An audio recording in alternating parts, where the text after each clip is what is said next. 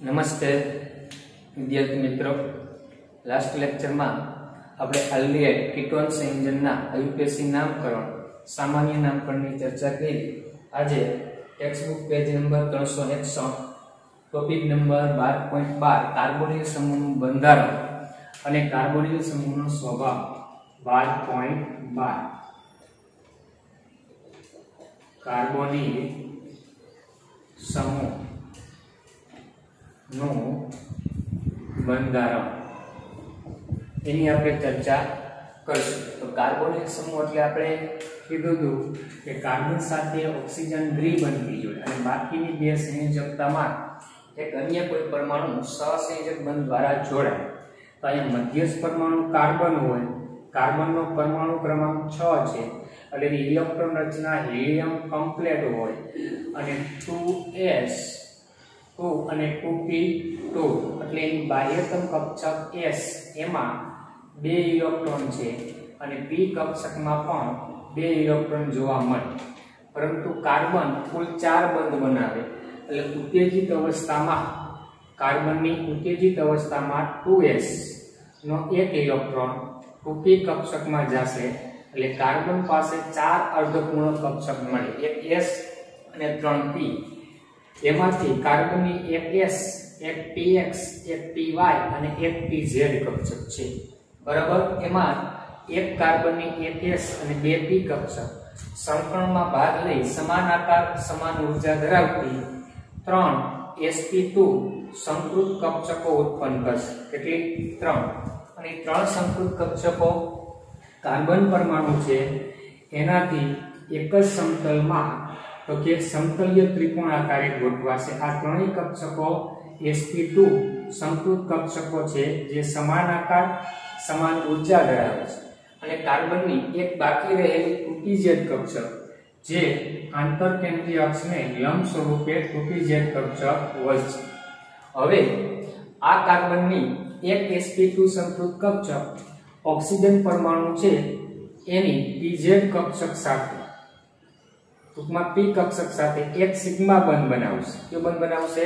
Sigma, એક ઇલેક્ટ્રોનની ભાગી અને એક કાર્બનની p કક્ષક બાકી હોય। હવે માનો કે આ p y કક્ષક ભાગી લે છે તો આ ઓક્સિજનની 2pz કક્ષક આંતરકેન્દ્રીય અક્ષને લંબ સ્વરૂપે રહેશે એટલે બે કાર્બન અને ઓક્સિજન વચ્ચે એક સિગ્મા બંધ બન્યો જેમાં કાર્બનની sp2 અને ઓક્સિજનની py કક્ષક વચ્ચે સિગ્મા બંધ બને છે અને બાકીની બે કાર્બન અને ઓક્સિજનની આંતરકેન્દ્રીય અક્ષને લંબ સ્વરૂપે રહેલી કક્ષકો એકબીજાને સમાંતર ઈ કક્ષકો પાઈ બંધ બનાવશે। કયો બંધ બનાવશે?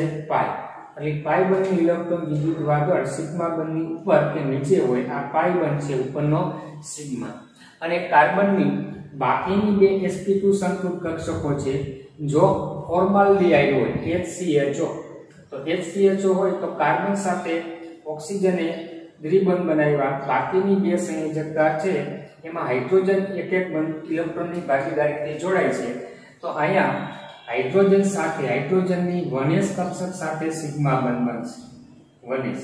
તો આ રીતે આ બે સિગ્મા બંધ ફોર્માલ્ડિહાઇડ હોય તો બંને હાઇડ્રોજન હોય અને ફોર્માલ્ડિહાઇડ સિવાયનો કોઈ આલ્ડિહાઇડ હોય તો એ સિગ્મા બંધમાં એક હાઇડ્રોજન સાથે સિગ્મા બંધ બનાવશે અને બીજો કોઈ આલ્કાઇલ સમૂહ હશે એની કાર્બન સાથે સિગ્મા બંધ બનાવે છે। અને જો કીટોન હશે તો RC++OR થાય તો આ બે સંયોજકતામાં આલ્કાઇલ સમૂહની કાર્બન છે એની sp3 સંકૃત કક્ષક સાથે સિગ્મા બંધ બને। આમ ટૂંકમાં કાર્બન પરમાણુની એક જ સમતલમાં 3 સિગ્મા બંધ જોવા મળશે। કેટલા? 3 સિગ્મા બંધ અને એનો આકાર કેવો જોવા મળશે? સમતલીય ત્રિકોણ આકારે ગોઠવાશે। કે આકારે ગોઠવાશે? સમતલીય ત્રિકોણ આકારે અને કાર્બનનું સંકલન થશે sp2 અને બંધ કોણ 120 ના એંગલનું જોવા મળે। આ બંધ કોણ છે, આ છે આ 120 નો બંધ કોણ આવશે અને આ પાઈ બંધનું ઇલેક્ટ્રોન વિદ્યુત વાદળ ઓક્સિજનની વિદ્યુતતા વધારે હોય અને ઓક્સિજન પરમાણુ તરફ પણ આંશિક રીતે શું છે આકર્ષાયેલું જોવા મળે। અને એટલે આ રીતે કાર્બોનિલ સમૂહના બંધારણમાં શું ધ્યાન રાખવાનું કે કાર્બોનિલ કાર્બનનું સંકલન sp2 આવશે અને એક કાર્બન ઓક્સિજન સાથે એક સિગ્મા બંધ, એક પાઈ બંધ અને બાકીની બે સંયોજકતામાં હાઇડ્રોજન અથવા આલ્કાઇલ કે એરાઇલ સમૂહ સાથે સિગ્મા બંધ બનાવે. એમ મળીને કાર્બોનિલ સમૂહનો કાર્બન કુલ 3 1 2 3 સિગ્મા બંધ, એક પાઈ બંધ ધરાવશે. સમકળ sp2 આકાર સમતલીય ત્રિકોણ અને બંધ કોણ 20 નો જોવા મળે. હવે એના સ્વભાવની વાત કરીએ. કાર્બોનિલ સમૂહના સ્વભાવ COO સમૂહનો સ્વભાવ. તેના સ્વભાવમાં વાત કરશું તો આપણે અહીં જોયું કે C ડબલ બંધ O એમાં ઓક્સિજનની વિદ્યુત ઋણતા વધુ હોય એટલે પાઈ બંધ યુગ્મ ઓક્સિજન પરમાણુ તરફ આકર્ષાય. એના ઉપર આંશિક ઋણ વીજભાર આવે, કાર્બન ઉપર આંશિક ધન વીજભાર જોવા મળશે. એટલે કે કાર્બોનિલ સમૂહનો CO બંધ સ્વભાવે ધ્રુવીય હોય છે. તો હોય છે ધ્રુવીય. અને આ બંધની ધ્રુવીયતા ઇથર સંયોજનો આપણે જોયા ROR તેમાં પણ કાર્બન ઓક્સિજન સિગ્મા બંધ આવતો. એના કરતા ઇથર કરતા પણ કેવા હશે? વધુ ધ્રુવીય હોય છે. કારણ કે પાઈ બંધ આવે છે એટલા માટે પાઈ બંધની યુગ્મ પોતાની તરફ આકર્ષે, જ્યારે આમાં સિગ્મા બંધ હતું એના કારણે ઇથર કરતા વધુ ધ્રુવીય હોય. અને બીજી વાત એ કહી છે કે કાર્બોનિલ સમૂહમાં ઓક્સિજન ઉપર ઇલેક્ટ્રોન ઘનતા વધુ છે અને કાર્બન ઉપર ઇલેક્ટ્રોન ઘનતા ઓછી છે. એટલે આમાં ઓક્સિજન પર ઇલેક્ટ્રોન ઘનતા વધુ છે અને જેમાં ઇલેક્ટ્રોન ઘનતા વધુ હોય એ ઇલેક્ટ્રોન યુગ્મ દાન કરવાની વૃત્તિ ધરાવે એટલે એને આપણે લુઈસ બેઝ કહીએ છીએ. એટલે કાર્બોનિલ સમૂહનો ઓક્સિજન પરમાણુ લુઈસ બેઝ સ્વભાવ ધરાવે અને જે ઇલેક્ટ્રોન યુગ્મ દાન કરે એને આપણે કેન્દ્રાનુરાગી પ્રક્રિયક કહીએ છીએ. એટલે કેન્દ્રાનુરાગી પ્રક્રિયક તરીકે એટલે કેન્દ્રાનુરાગી તરીકે ઓક્સિજન પરમાણુ વર્તે છે કારણ કે એની પાસે ઇલેક્ટ્રોન ઘનતા વધારે, જ્યારે કાર્બન પાસે ઇલેક્ટ્રોન ઘનતા કેવી હોય છે? ઓછી. અને ઓછી હોવાને કારણે ઇલેક્ટ્રોન યુગ્મ આકર્ષવાની વૃત્તિ ધરાવે એટલે લુઈસ એસિડ હોય. અને લુઈસ એસિડને કારણે તે શું થશે? ઇલેક્ટ્રોન મેળવવાની વૃત્તિ ધરાવે છે. તો મેળવવાની વૃત્તિ ધરાવતા હોય એને ઇલેક્ટ્રોન અનુરાગી તરીકે ઓળખવામાં આવે. કાર્બોનિલ સમૂહનો કાર્બન ઇલેક્ટ્રોન અનુરાગી અથવા લુઈસ એસિડિક નેચર ધરાવે, જ્યારે ઓક્સિજન છે એ લુઈસ બેઝ અથવા કેન્દ્રાનુરાગી તરીકે વર્તી શકે છે. તો એના સ્વભાવ અને એના બંધારણ છે એની આપણે ચર્ચા કરેલી. અને અહીંયા દ્વિધ્રુવીય ચાર્જ માત્રાનું મૂલ્ય આલ્ગેઇક કીટોનમાં બધાયમાં અલગ અલગ જોવા મળશે. કારણ તો કે આ ધ્રુવીય સંયોજન છે એટલે એની દ્વિધ્રુવીય ચાર્જ માત્રા μ ≠ 0 એટલે કે 0 થી વધારે હોય. પણ કેટલું હોય એનો આધાર કયો આલ્ગેઇક છે એના ઉપર આધાર રાખે કે કયો કીટોન. કારણ કે H અને આલ્કાઇલ સમૂહ જોડાય જે પણ CO બંધની ધ્રુવીયતા ઉપર અસર કરશે. એટલે દરેક આલ્ગેઇક કીટોનમાં દ્વિધ્રુવીય ચાર્જ માત્રાનું મૂલ્ય પ્રમાણમાં જુદા જુદા જોવા મળશે, સમાન હશે નહીં. હવે આપણે આલ્ગેઇક કીટોન છે એની બનાવટ એની ચર્ચા કરવાની થશે તો એ જોઈએ.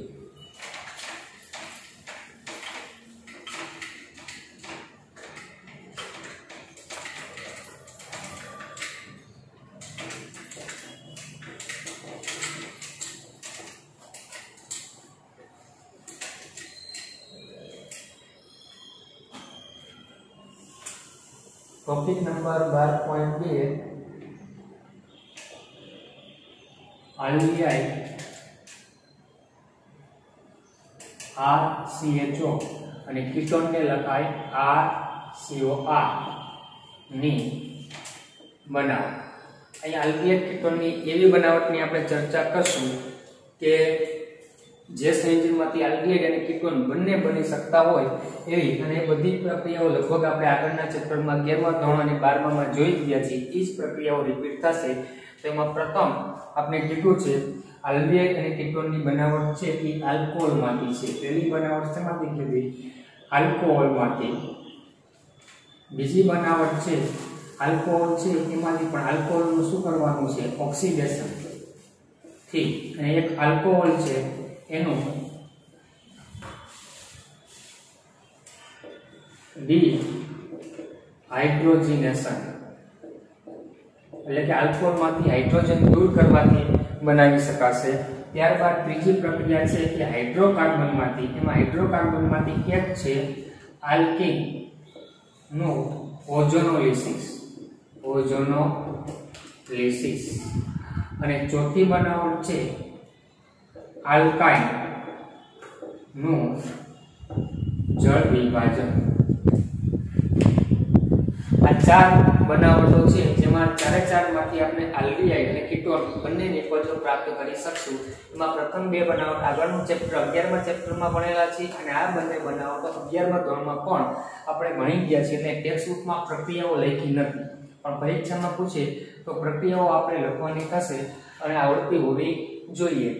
તો આપણે કઈ રીતે આ બંને નિપજો બનાવશું, પ્રક્રિયા સમીકરણ ક્યાં લખવા, તો ચાલો પહેલા આલ્કોહોલનું ઓક્સિડેશન જોઈએ। તો આલ્કોહોલના ઓક્સિડેશનથી જો આલ્ડીહાઇડ બનાવવું હોય, આલ્ડીહાઇડ ની બનાવવું, તો આલ્ડીહાઇડ ની બનાવટ માટે આપણે છે પ્રાથમિક આલ્કોહોલ લેવાના રહેશે। શું લેશું? પ્રાથમિક આલ્કોહોલ। તો આપણે આલ્ડીહાઇડ મળી શકે, એટલે કે પ્રાથમિક આલ્કોહોલ હોય એનું ઓક્સિડેશન, નિર્બળ ઓક્સિડેશન કરતા પીસીસી અને CH2Cl2 ની હાજરીમાં કરવામાં આવે તો પ્રાથમિક આલ્કોહોલને આપણે આ રીતે લખીએ RCH2OH। તો એમાં નિર્બળ ઓક્સિડેશન કરતા CH2OH નું CHO માં ઓક્સિડેશન કરશે તો આપણે આલ્ડીહાઇડ નિપજ મળે છે। આગળના ચેપ્ટરમાં પ્રક્રિયા આપણે ભણી ગયા છે, તો ઉદાહરણ તરીકે ઇથેનોલ લખું તો ઇથેનોલનું PCC વડે ઓક્સિડેશન કરીએ CH2Cl2 તો આ પ્રાથમિક આલ્કોહોલ સમૂહ છે એ શેમાં રૂપાંતર થશે? CHO, તો આલ્ડીહાઇડ મળે।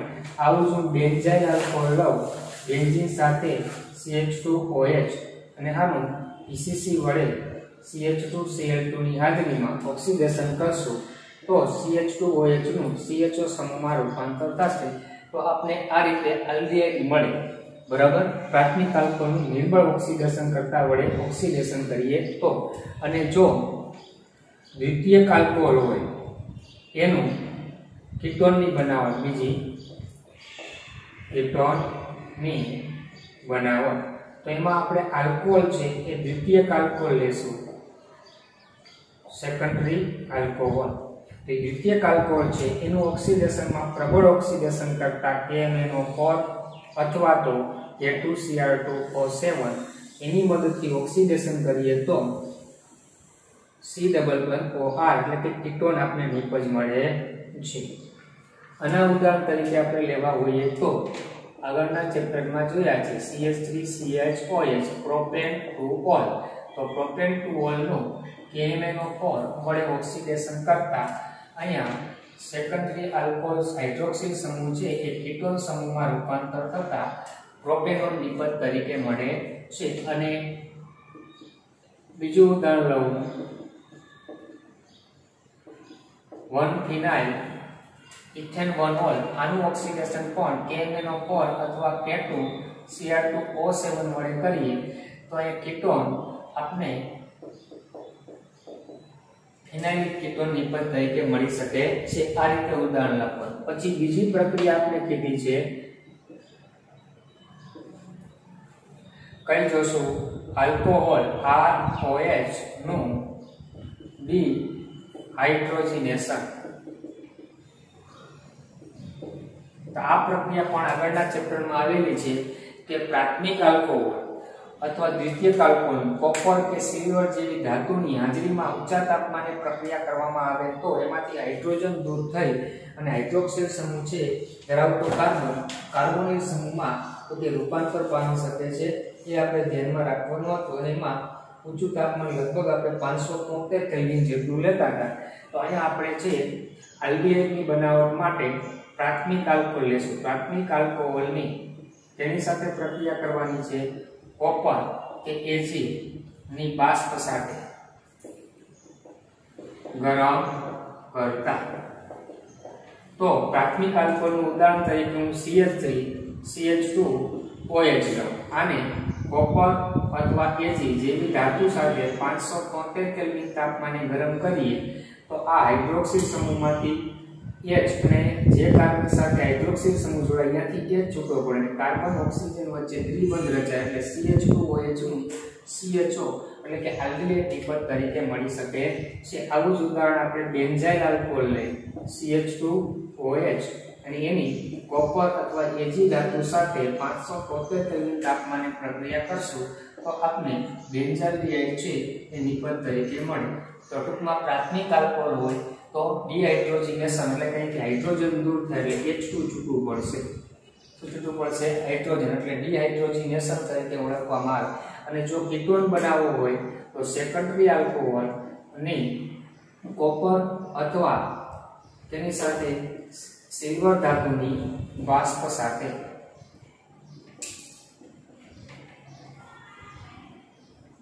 ગરમ કરવામાં આવશે. તો સેકન્ડરી આલ્કોહોલના ઉદાહરણમાં CH3CHOH, પ્રોપેન 2ol એને આપણે સિલ્વર ધાતુની બાષ્પ સાથે 573 કેલ્વિન તાપમાને ગરમ કરીએ તો IPOH પાસેથી હાઇડ્રોજન અને હાઇડ્રોક્સિલ સમૂહ જોડાય કે કાર્બન પાસેથી હાઇડ્રોજન છૂટો પડશે અને બંને વચ્ચે દ્વિબંધ રચાય તો આપણે કીટોન નિપજ મળે છે, પ્રોપેનોન. એવી જ રીતે હું આગળ ઉદાહરણ લીધું હતું એ જ લઈએ કે 1-phenyl ethane 1-ol એની પણ કોપર ધાતુ સાથે 573 કેલ્વિન તાપમાને પ્રક્રિયા કરીએ ATH તો આપણે એસિટોકિનોન નિપજ તરીકે મળે COCH3. તો આ રીતે પ્રક્રિયાઓ એકલી નથી પણ પરીક્ષામાં પૂછાય તો ઉદાહરણ લખવા પડે. આગળના ચેપ્ટરમાં આપેલા છે ઉદાહરણ, છતાંય આ ઉદાહરણો ધ્યાનમાં રાખવા. તો પેલી બે પ્રક્રિયાઓ આપણે જોઈ જે આગળના ચેપ્ટરમાં પણ આપણે અભ્યાસ કરેલો હતો. હવે જે બે પ્રક્રિયાઓ છે એ 11મા ધોરણમાં આપણે ભણેલા છીએ એનું પણ પાછું પુનરાવર્તન કરશું. તો બે રીતે પ્રાથમિક આલ્કોહોલના ઓક્સિડેશન દ્વારા તો પ્રાથમિક આલ્કોહોલની કોપર ધાતુ સાથેની પ્રક્રિયાથી આલ્ડીહાઇડ મળે, દ્વિતીયક આલ્કોહોલનું ઓક્સિડેશન અથવા દ્વિતીયક આલ્કોહોલની કોપર ધાતુ સાથેની પ્રક્રિયાથી કીટોન મળે. એટલી વસ્તુ ખાસ ધ્યાનમાં રાખવાની છે. તો હવે ત્રીજી અને ચોથી પ્રક્રિયા જોઈ.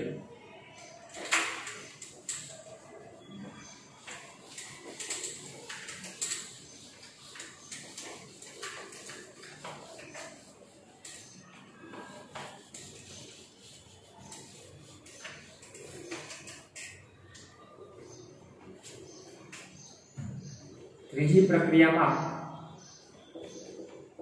આલ્કીનનું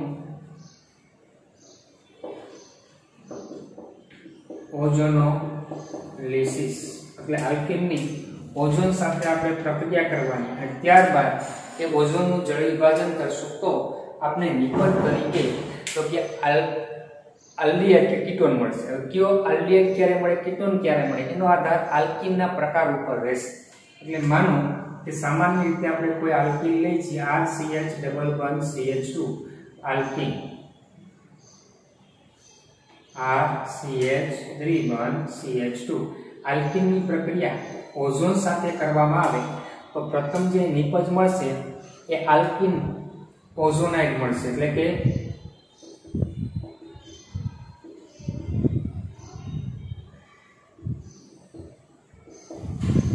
આલ્કીન ઓઝોનાઇડ મળે જે અસ્થાયી હોય. અહીં અસ્થાયી હોય એનું ઝિંક ધાતુની હાજરીમાં જળ વિભાજન કરશું એટલે આપણે નિપજ તરીકે આલ્ડીહાઇડ RCHO અથવા કીટોન RCOR બેમાંથી એક નિપજ તરીકે પ્રાપ્ત થશે. આ ધ્યાનમાં રાખવાનું છે. અને કઈ રીતે એ નિપજ મળશે એ આપણે જોઈએ, ઉદાહરણ દ્વારા જોઈએ. આમાં કયો આલ્કીન લેશો એના ઉપર આધાર રાખશે નિપજ આલ્કીન આલ્ડીહાઇડ મળશે કે કીટોન મળશે. તો હું પહેલા સિમ્પલ ઉદાહરણ લઉં છું કે CH2+CH2 ઇથિન લઉં. તો ઇથિનની પ્રક્રિયા ઓઝોન સાથે કરવામાં આવશે એટલે પ્રથમ યોક્સિલ નિપજ મળશે એ આપણે CH2 ઓઝોનનું વિઘટન થઈ અને ઓઝોન આ રીતે આલ્કીન સાથે જોડાશે. આ બંને બંધ તૂટી જશે એ ધ્યાન રાખવું. આ આલ્કીન ઓઝોનાઇડ કહેવાય આ નિપજમાં. ત્યારબાદ આનું જળ વિભાજન કરવામાં આવશે. તો જળ વિભાજન કરશું તો શું થશે તો કે અહીંયા આ બંધ છે એ તૂટશે અને એક આ બંધ તૂટશે. એટલે આ ઓક્સિજન કાર્બન સાથે દ્વિબંધથી જોડાય એટલે એ કાર્બન સાથે તમે જોઈ શકો છો બે હાઇડ્રોજન છે અને એક ઓક્સિજન દ્વિબંધથી જોડાય એટલે HCHO નિપજ મળી ગયો. એટલે કે ફોર્માલ્ડિહાઇડ HCHO મળે. એવું જ આ બાજુ થશે અને એક ઓક્સિજન છે પાણી સાથે જોડાય તો હાઇડ્રોજન પેરોક્સાઇડ H2O2 છૂટું પડે છે. તમારે આ વચ્ચેનું સ્ટેપ ન બતાવું તો પણ ચાલશે. તમે એક જ તબક્કામાં આ રીતે લખી શકશો CH2+CH2 એની પ્રક્રિયા પ્રથમ તબક્કામાં ઓઝોન સાથે, બીજા તબક્કામાં ઝિંક અને H2O સાથે પ્રક્રિયા કરતા તમારે આટલું ધ્યાન રાખવાનું, જે બે કાર્બન વચ્ચે દ્વિબંધ હોય તૂટી જાય અને આ CH2 સમૂહ છે ને એ આલ્ડીહાઇડમાં રૂપાંતર થાય તો 2 મોલ આપણે HCHO પ્રાપ્ત થાય. શું થશે? 2 મોલ આલ્ડીહાઇડ નિપજ મળી. હવે અહીંયા એ વસ્તુ ધ્યાન રાખવાનું કે જો આવું ઉદાહરણ હોય CH3CH ડબલ બંધ CH3 અને આની પ્રક્રિયા કરશું ઓઝોન અને બીજા સ્ટેપમાં ઝિંક અને H2O તો શું થાય? તો એમાં પણ આપણે આ બંધ તૂટશે એટલે CH સમૂહ છે એ શેમાં રૂપાંતર થશે? CHO. તો આ બાજુ પણ એ જ છે તો આમાં પણ 2 મોલ ઇથેનોલ મળે એટલે આમાં બે નિપજ શું મળી? આલ્ડીહાઇડ મળી. હવે બે બાજુ કાર્બન સંખ્યા જો સમાન ન હોય, જુદી જુદી હોય, જેમ કે પેન્ટ2 લઈ અને આની પ્રક્રિયા ઓઝોન અને બીજા સ્ટેપમાં ઝિંક અને H2O સાથે કરવામાં આવે તો આમાં એક બાજુ શું મળશે? આ બંધ તૂટશે તો ઇથેનોલ મળશે અને બીજી નિપજ કઈ મળશે? 3 કાર્બન છે એટલે પ્રોપેનોલ મળે. શું મળે? પ્રોપેનોલ. આ ધ્યાન રાખવાનું. પણ હવે આ બધાયમાં નિપજ તમે જોયું તો કીટોન આલ્ડીહાઇડ જ મળી. શું નિપજ મળી? આલ્ડીહાઇડ. તો કીટોન નિપજ ક્યારે મળે? તો કીટોન નિપજ ક્યારે મળશે? તો કે દ્વિબંધ ધરાવતા 2 કાર્બન છે, એ કાર્બન સાથે એક જ આલ્કાઇલ સમૂહ છે. જો બે બાજુ આમાં એક જ આલ્કાઇલ સમૂહ છે, એક જ, પણ દ્વિબંધ ધરાવતા 2 કાર્બનમાંથી કોઈ એક કાર્બન સાથે 2 આલ્કાઇલ સમૂહ સરખા કે જુદા જુદા હોય તો કીટોન મળી શકે. તો એવું ઉદાહરણ જોઈએ CH3C CH3 દ્વિબંધ CH2. તો આની પ્રક્રિયા આપણે કરશું તો આ દ્વિબંધવાળા કાર્બન સાથે 2 क्या समूह जोड़ाયેલા છે? તો કે આલ્કાઇલ સમૂહ. તો આની પ્રક્રિયા પ્રથમ સ્ટેપમાં ઓઝોન સાથે, બીજા સ્ટેપમાં ઝિંક અને H2O. તો આ બંધ તૂટશે તો આ કાર્બોનિલ સમૂહ બનશે તો CH3 C ડબલ બંધ O થઈ જશે. તો એક નિપજ કીટોન મળી. આ બાજુ HCHO ફોર્મમાં લઈએ તો એક કાર્બન સાથે 2 આલ્કાઇલ સમૂહ, એક સાથે એક જ હોય તો એક આલ્ડીહાઇડ મળે એક કીટોન મળે. પણ જો બંને કાર્બન સાથે CH3C CH3 દ્વિબંધ C CH2 CH3 CH3 તો આમાં શું થશે? પ્રથમ તબક્કામાં ઓઝોનોલિસિસ, બીજા તબક્કામાં જળ વિભાજન. તો આ બંધ તૂટતા બે સાથે જો 2 આલ્કાઇલ સમૂહ છે તો એક નિપજ CH3 દ્વિબંધ O CH3 પ્રોપેનોન મળ્યો અને આ બાજુ 4 કાર્બન કુલ થાય તો આ C ડબલ બંધ O બને તો આ CH3 આ C double O CH2 CH3 ત્યાં બે નિપજ કીટોન મળે છે, પ્રોપેનોન અને બ્યુટેનોન. એટલે કયો આલ્કીન છે એના ઉપર આધાર રાખે નિપજ આલ્ડીહાઇડ મળે કે કીટોન મળે. બે નિપજ એક કીટોન નહીં મળી શકે, એક આલ્ડીહાઇડ એક કીટોન નહીં મળે, બે આલ્ડીહાઇડ મળી શકે. પણ આલ્કીન કયો છે એના ઉપર આધાર રાખે. ચાલો હવે હું આવું ઉદાહરણ લઉં. આ સાયક્લોઆલ્કીન છે જોઈએ. તો આ સાયક્લોઆલ્કીનની ઓઝોનોલિસિસ પ્રક્રિયા કરી તો પ્રથમ ઓઝોન, બીજા સ્ટેપમાં શું કરવાનું છે? H2O અને ઝિંક. તો આ બે કાર્બન વચ્ચે દ્વિબંધ તૂટે. વાસ્તવમાં ખાસ ધ્યાન રાખવાનું એ પ્રક્રિયામાં થાય છે શું? તો કે દ્વિબંધ હોય એ બંધ તૂટે અને એ બંને કાર્બન કાર્બોનિલ સમૂહમાં રૂપાંતર થાય. તો આ બંધ તૂટી જાય તો આ કાર્બોનિલ સમૂહ બને, આ કાર્બોનિલ બને. તો નિપજ કેવી મળશે? તો કે આ કાર્બન છે એ કાર્બોનિલ સમૂહ એટલે CHO થઈ જશે. તો આ બાજુ પણ શું થશે? CHO. તો આ હેક્ઝેન ડાયલ નિપજ મળી. 1 2 3 4 5 6 હેક્ઝેન ડાયલ છે. આ પ્રકારની નિપજ મળી શકે. અને જો આવું કંઈક ઉદાહરણ હોય, અહીંયા મિથાઇલ સમૂહ હોય અને જો આનું ઓઝોનોલિસિસ કરવામાં આવે તો શું નિપજ મળે? વિચારો જો. તો આ બંધ તૂટે તો અહીં કાર્બોનિલ સમૂહ પણ આ કીટોન થઈ જશે, આ આલ્ડીહાઇડ બનશે. તો કંઈક આવી નિપજ આપણે મળશે. આ CH3 અને કીટોન સમૂહ C ડબલ અને આ બાજુ અહીં CHO સમૂહ આવશે. શું આવશે? CHO. તો આમાં આયુપેસી નામ લખો તો 1 2 3 4 5 6 7 કાર્બન છે અને કીટોન સમૂહ છે છઠ્ઠા ઉપર છે એટલે 6 ઓક્સો હેપ્ટેનાલ એવું નામ થાય. એટલે તમારે એ ખાસ ધ્યાન રાખવાનું, દ્વિબંધ હોય બંધ તૂટી જાય એટલે બંને કાર્બન કાર્બોનિલ સમૂહમાં રૂપાંતર થાય. પછી કાર્બન બે કાર્બન સાથે જોડાયેલો તો કીટોન બને જો, અને એ કાર્બન આ બંધ તૂટી જાય પછી એક જ કાર્બન સાથે છે તો આલ્ડિહાઇડ બને. તો આમાં બે બાજુ એક જ કાર્બન સાથે તો બે આલ્ડિહાઇડ બને. આમાં એક બાજુ બે કાર્બન સાથે એટલે એક કીટોન બન્યો અને એક આલ્ડિહાઇડ બને છે. તો આ રીતે નિપજ કઈ મળશે આલ્કીનના ઓઝોનોલિસિસ દ્વારા. એનો આધાર આલ્કીનનો પ્રકાર કેવો છે એના ઉપર આપણે આધાર રાખશે. તો આ રીતે તમારે આ રીતે મધ્યવર્તી સંયોજન બતાવવાની જરૂર નથી, સીધું જ નિપજ બતાવવાની રહેશે. અને કઈ રીતે બતાવવાની એ આ ધ્યાનમાં રાખવાનું છે. હવે આપણે ચોથી પ્રક્રિયા છે આલ્કાઇન નું જળ વિભાજન. આ પણ 11મા ધોરણની અંદર હાઇડ્રોકાર્બન ચેપ્ટરમાં પણ ભણેલા અને આ પણ આપણે 11મા ધોરણમાં આવેલી હતી જ પ્રક્રિયા. હવે આપણે આલ્કાઇન નું જળ વિભાજન જોઈએ. તો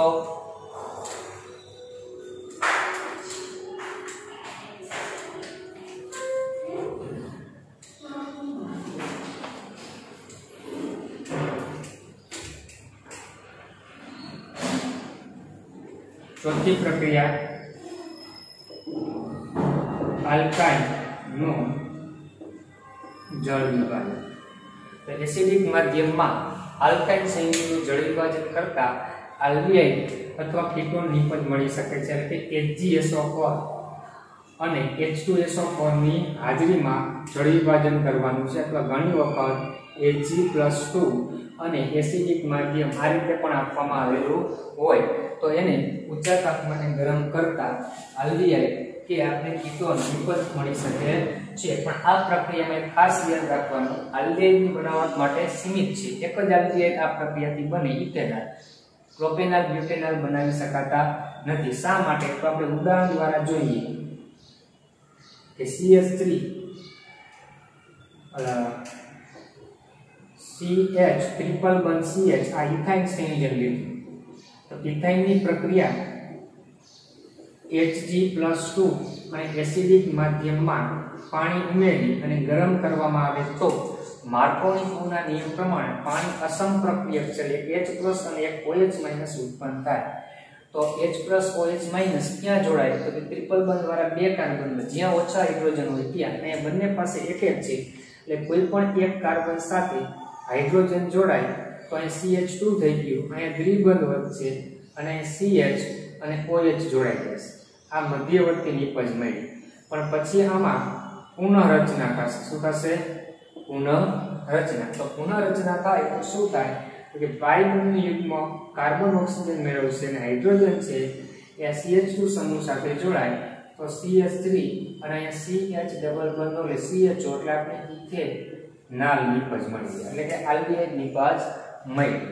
પણ હવે હું ઇથાઇન સિવાયનો કોઈ શું લઉં? આલ્કાઇન લઉં. C++CH પ્રોપાઇન લઉં છું. તો પ્રોપાઇનની પ્રક્રિયા Ag+2 એસિડિક માધ્યમમાં પાણી ઉમેરીને ગરમ કરવું. તો H+ અને OH- તો ટ્રિપલ બંધ વાળા બે કાર્બન, આની પાસે એક પણ હાઇડ્રોજન નથી, અહીંયા એક હાઇડ્રોજન છે. તો ઓછા હાઇડ્રોજન હોય એની સાથે OH જોડાય તો CH3 અહીંયા OH આવશે, દ્વિબંધ અને આ CH2 બનશે. પછી પુનઃરચના થતા તો હાઇડ્રોજન છે આ કાર્બન સાથે પાઇ-બંધનું યુગ્મ અહીંયા આવશે તો શું બન્યું? CH3 C ડબલ બંધ O CH3. તો નિપજ શું મળી? કીટોન મળી, પ્રોપેનોન. તો એક જ ઇથાઇન હોય તો જ આલ્ડિહાઇડ બને. બાકીના હોય તેમાં પહેલા કાર્બન ઉપર જો OH જોડાય ને તો જ આલ્ડિહાઇડ બને. પણ પહેલા કાર્બન ઉપર OH જોડવું શક્ય નથી કારણ કે માર્કોનીના નિયમ પ્રમાણે ઓછા હાઇડ્રોજન હોય ઈ કાર્બન સાથે વધુ વિદ્યુત ઋણ ઘટક હાઇડ્રોક્સિલ સમૂહ જોડાય તો પછી ઈ કાર્બન બે બાજુના કાર્બન સાથે જોડાય છે એટલે કીટોન જ નિપજ મળશે. એટલે જો ઇથાઇન લ્યો તો જ તમને આલ્ડિહાઇડ મળે. બાકીનો કોઈ પણ તમે શું લેશો? આલ્કાઇલ લેશો તો નિપજ તરીકે આપણે કીટોન જ મળશે. આ ખાસ ધ્યાનમાં રાખવાનું છે. તો બીજું એક ઉદાહરણ લઈ લે. CH3C ટ્રિપલ બંધ CH3. તો આની પ્રક્રિયા Hg+2 H+ અને H2O એની સાથે પ્રક્રિયા કરશો તો આમાં બે કાર્બન પાસે હાઇડ્રોજન એક પણ નથી, બે એક આલ્કાઇલ સમૂહ સાથે તો ગમે તેની સાથે OH જોડી શકશો. તો અહીંયા હું OH જોડું, દ્વિબંધ અને H અને CH3. પછી પુનઃરચના થતા આપણે નિપજ શું મળશે? CH3 કીટોન સમૂહ બની જશે અને CH2CH3 બ્યુટેન 2 ની નિપજ મળે છે। તો આલ્કાઇન ચેનનું એસિડિક માધ્યમમાં જળ વિભાજનથી પહેલા આપણે વિનાઇલિક આલ્કોહોલ કહેવાય અને શું કહેવાય દ્વિબંધ વાળા કાર્બન સાથે OH જોડાય અને વિનાઇલ આલ્કોહોલ વિનાઇલિક આલ્કોહોલ મળે છે અને વિનાઇલિક આલ્કોહોલમાં પુનઃરચનાથી આપણે શું મળશે તો કે કીટોન નિપજ મળે અને કીટોઇનોલ ચલ રૂપકતા કહેવાય કારણ કે આ કીટો સ્વરૂપ છે અને ઇનોલ દ્વિબંધ એટલે ઇન અને OH એટલે આલ્કોહોલ હોય ઇનોલ સ્વરૂપ તો કીટોઇનોલ સ્વરૂપમાં કીટો સ્વરૂપ વધારે સ્થાયી હોય એટલે આમાં મુખ્ય નિપજ તરીકે આલ્ડીહાઇડ કે કીટોન મળે આપણે ઇનોલિક સ્વરૂપ છે એ મળતું નથી એ ધ્યાનમાં રાખવાનું રહેશે।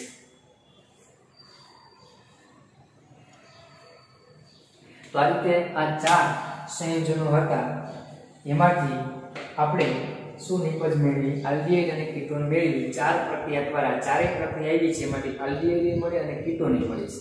હવેની આગળની પ્રક્રિયાઓ એવી છે કે જેમાં માત્ર આલ્ડીહાઇડ નિપજ મળતી હોય અને અમુક પ્રક્રિયા એવી છે જેમાં માત્ર કીટોન નિપજ મળે એવી પ્રક્રિયાઓ જોશું। આમ તો આ લેક્ચર છે એ આપણે આગળનું રિવિઝન જ થયું કારણ કે આગળના ધોરણમાં આ ચારેય પ્રક્રિયાનો અભ્યાસ કરેલો છે પણ અહીંયા પ્રક્રિયાના ઉદાહરણ આપ્યા નથી ઉદાહરણ તમારી રીતે આમે લેખા એમ લખી લેવા કારણ કે ઉદાહરણ આપણે આપ્યા નથી અને હું કીધું છે કે આગળના ધોરણમાં અભ્યાસ કરેલો છે એટલે ઉદાહરણ આપણી રીતે આમ લખવાના થશે પ્રક્રિયા સમજાવવાની થાય તો ઉદાહરણ લખવા જરૂર। હવે આલ્ડીહાઇડ અને કીટોનની સ્પેસિફિક જે બનાવટો છે કે જે બનાવટ દ્વારા માત્ર આલ્ડીહાઇડ મળે કે માત્ર કીટોન મળે એની આપણે આવતા લેક્ચરમાં ચર્ચા કરીશું।